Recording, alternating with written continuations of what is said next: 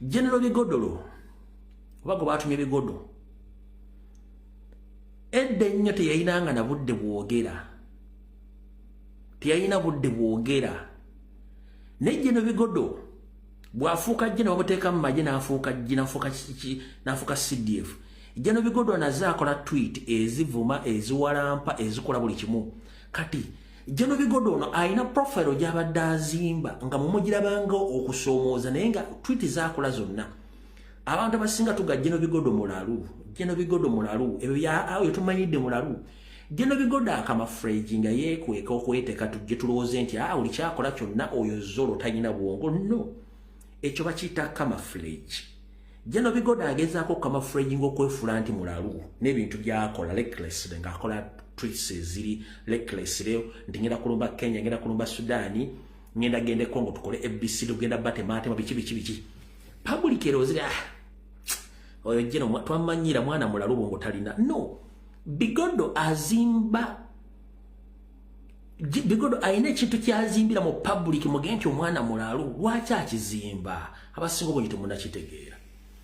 Dere drinking general oba genetically modified general azimbe ekifaananyi kiraga banna Uganda international community nti he is mentally sick somehow somewhere era he can cause trouble abantu baga nti all along the guy has been like that so he's mentally sick in head lwaki akizimba General Bigodo sigenda kudda bakomre nabaganze sida mu information ebefulumye mukomre gy'abakoze bye bakoze nenye bagati General Bigodo kenyini yesitukidde okujja ku kibiina kya national platform byonna byakoze babegambe sibiddam njala kugabira bayakogabira baga 100% byonna bituufu byonna byawandiikiddwa ebyayogeddwa ku social media 100% byonna bituufu byakozeewo General Bigodo naye kyemutannamanya General Bigodo single handed ye ng'omuntu anoonya Kyagulanyi amweggirewo bw'amweggira bajja kugamba nti the guy he had been all along tweeting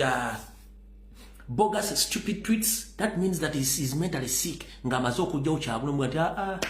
musajja tuba tumayite rodi mulalu kati yako Daudi amulinye nagenda nanu Kyagulanyi amutta kyekyo ekintu kyazimba mote monna kitegeera mu bwongo nze njagadde mbawe side eno niyo osobola okusigala ku side eri enda njagadde nkuwe side eri ekintu kyazimba mu muloozi ndi mulalu Lumu ave gyavudde agenda azigeka amaka ga Kyagulanyi ajja mukuba amasimu ganti omwana ati mulalu omutwale butabika nenga si nenga ekifaananyi nakyazimba ekira kati njagadde obbagamba mutunuleko mu side mu Kigulalugi nti anaagwa edda lwasooka kwerogoza omuvubuka ono alina ekifaananyi kyatusiigira nti mulalu kati ajja kukola ebikolo muge nti he's mentally sick is not mentally sick ategeera bulungi nnyo sigga omugamba okusiyaga abantu sigga omugamba okuzaala ng'akamyu sigga omugamba okukwana sigga omugamba okunywa omwenge sigga omugamba okusanira buno obuviiri bw'abagundi buno obuviiri bwaki bwayitira buno obulevu bwayitira sigga omugamba no ebintu bino abikola bitegeera nga Museveni mwajja mu public ne yeewunza ng'emwalabe Namayanja mwajja mu gundi prime minister Nabbanja ajja mu parliament ne yeewunza n'akankanga bajja ne bakola ekintu gwe nolowooza nti Nabbanja ategeera bulungi nnyo she's not a comedian Nabbanja ategeera balina ekintu kye baatusiiga nti ffe tulowooze nti basiru bakola ebintu and these people they know whatever they are doing ne Museveni bw'ato bw'akola ebintu bino buli kimu bakikola bakimanyi so njagadde mbategeeze mutegere ekintu kye mu Kigulalugi mutundeko komusaidi na gye tunuddemu olwaleero ajja kuva ewe musimanya anywedde walagi asaleke wa Kyagulanyi mamba nga 750 aluma amaka g'omusajja amukuba essasi omusajja azze atulaga nti mulalu kati ate mwokanaki nga omutwale butabika mukyetegerezemukko kyekibadde Ekigulalugi kyange era Ekigulalugi kiwedde kati galugere mu video etandise